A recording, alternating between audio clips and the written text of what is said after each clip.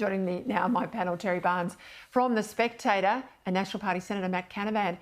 Well, Matt, I tell you what, Kerry Packer, he was on the money there and it's only got worse. Well, that's right, Peter. The other side of what Kerry was saying is the spending, which I'll get to, which is not always well done. But on these statistics about the taxing, the important thing for people to realise here is that those taxes have gone up at a federal level by $3,000 a year per person since Anthony Albanese was elected. So not only are power bills up by $1,000, if you're an average homeowner in this country with an average mortgage, your home repayments have gone up by about $12,000 a year. Your grocery bills have gone up by about $3,000 a year. And then on top of that, you get a tax bill that's gone up $3,000 a year as well. No wonder when I've been at the booths these last 2 days, the first 2 days of voting, seeing so many people struggling at the moment under this Albanese government. And then you come to the spending side here as well. That's even the scarier thing. This government has increased spending massively. We're now spending, get this, Peter, before COVID, your federal government spent $478 billion a year of your money. Now that sits, after 3 years of Labor, at $777 billion. It's $300 billion more. We've got rid of JobKeeper, we've got rid of all those COVID relief programs, yet we're now spending $300 billion a year more. There are only 10 million households in this country. That's $30,000 a year extra of spending.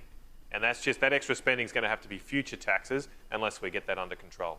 And no one says they're better off. They're not better off for it. So it's not like it's good money well spent. Hey, Terry, I want to get your view on this, given your history in the health portfolio area. This is the PM's Medicare stunt. He keeps pulling out that green card. Now, doctors' groups have called him out on this. They said it is not right to say that's all you need to see a GP. But he's putting stuff into letterboxes. He's got flyers going out everywhere. The ground game on Medicare, from what I'm seeing, is extraordinary. If Labor survive, it'll be because of these lies. We've been here before too, haven't we, Peter? Medicare Mark 3 or 4. But look, when it comes to what the Labor Party is proposing on bulk billing, I'm not a me too on it by any means. I don't think it will work, frankly. I don't think it'll work. And more to the point, I think good on Shadow Minister Anne Ruston calling out Mark Butler today, the Minister, in terms of Anthony Albanese's claims that everybody's going to be covered by bulk billing. I mean, Mr Butler made it clear that that is not the case. But really, in terms of what they're proposing, I just can't see it working. It might marginally improve bulk billing in lower socio-economic areas, but in middle Australia, no. Because doctors will charge what they think they can afford or what can get. And the reality is it might improve bulk billing in Broadmeadows just, but it won't in places like Brighton. Matt, more sort of shine coming off the teals. Voters are looking at their record. We know that's true, and how often they vote across the board with the Greens. But also now donations and so-called transparency. Allegra Spender, well, she says she wants reform. She's all about integrity. But just last month, she received a $50,000 donation. Well, we know she did. She put it up on her website. But then she just listed it as anonymous.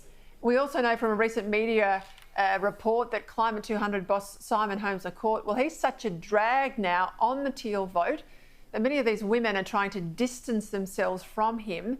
Are you surprised by any of this?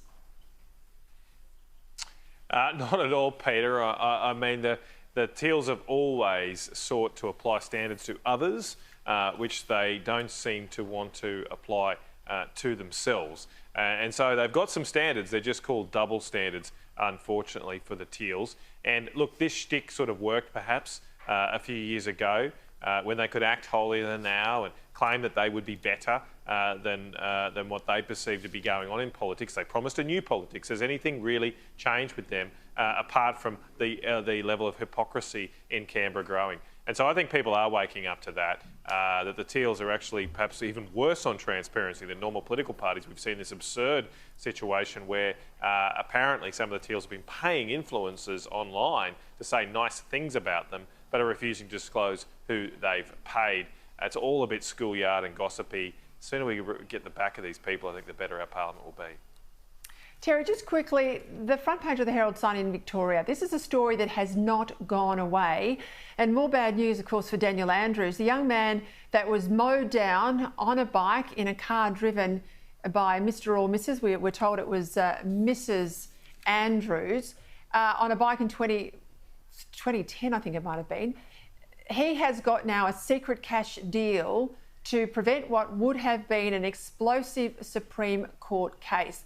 We're told the family is still going to go to court. They still are pursuing a defamation case. This little boy, he's not a boy now, but he nearly lost his life at the time. This is something that is continuing, as I say, to dog the former Premier. Oh, absolutely, Peter, and it's dogging the Labor Party as well in Victoria. But the reality is that that legal case you're talking about, the settlement, was actually with the boy's and his family's lawyers. It wasn't with Daniel Andrews or his wife, Catherine. And certainly, we're talking about somebody's reputation here. If their reputation has been slandered in the way that it has been, by the way this has been dragged through the media and dragged through the courts, I think he's got to go all the way. He has to defend it. And if he wants to take it to court and sue for defamation, good luck to him. I will say that'll be interesting because, of course, with defamation comes discovery, and that's accessing a whole lot of records. I suspect the former Premier does not want to see daylight. Thank you, gentlemen. Catch up with you next week.